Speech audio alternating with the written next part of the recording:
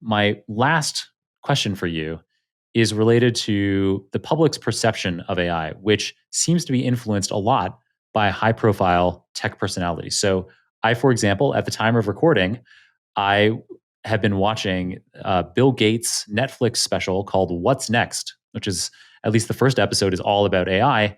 And it became, I have been laughing to myself um, because, I mean, with apologies to Bill Gates, who is a very impressive individual and quite learned, but it became quite obvious, at least at the time of this show being filmed, which looks like it was about a year ago. It looks like it was 2023, based on kind of like the ChatGPT related things that they're talking about. And it's pretty clear that Bill Gates does not have an understanding of AI that I expect the vast majority of the listeners to this podcast have.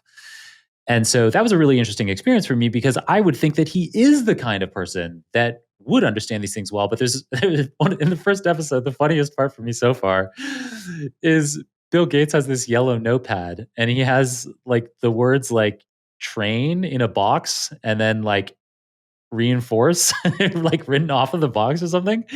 And the people who are filming it, as he's explaining a bit about these same kinds of things that we were talking about earlier, supervised learning, reinforcement learning, they're this they made the directorial decision to use footage zoomed in of his notebook on this thing that is like there's like it's like some important Bill Gates notebook, look at this great schematic that I drew, and I'm just like, what? It's the word train in a box. um and so yeah, kind of my expectations of at least 2023 Bill Gates expectation, my expectation of Bill Gates 2023 knowledge of AI was much less than I would have anticipated from him.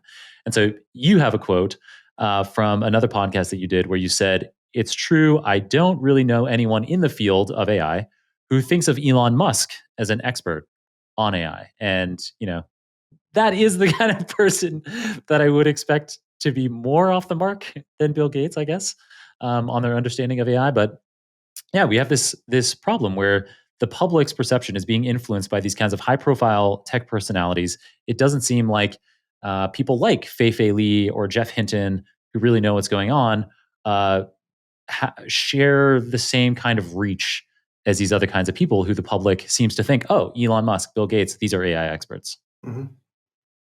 Yeah. What's the question? Right. I didn't really ask a question, did I? Well, I guess I just evoked your point. You asked the questions. You asked the questions, right? I don't think I can ask a question. I can ask a question. Yeah, what can we do about this? Yes. That's it. That's it. What can we do about this? You mentioned before that I got this machine learning meetup that I run. Part of the organizer committee, let's say. And we have lots of academics who come on and give talks. Some of them give really great talks. It's really amazing, actually. I really love it, and the talks are absolutely amazing. But I have to say that we sometimes we get academics on who give talks, and they're really like overhyping stuff. And it's very easy, if you're outside the field, like some of the people that you're talking about, to read some papers. Like you could become an expert, like a self-proclaimed expert, quite easily by reading stuff on archive. You could sort of read loads of papers and stuff and get to become a self-proclaimed expert quite easily. The problem is, one of the problems is, there are many problems, but I'm just going to highlight one. One is that the academics are publishing stuff and they're overclaiming. Like the titles of the papers are just wildly. They don't have the evidence to claim what they're claiming. And I won't mention names because it's kind of unfair, but we do have people who come to the meetup and they give a talk and they just make up this stuff it's just very overhyped claims, and you really put them under scrutiny. Once you put them under scrutiny, it just falls apart. Like they don't have the evidence.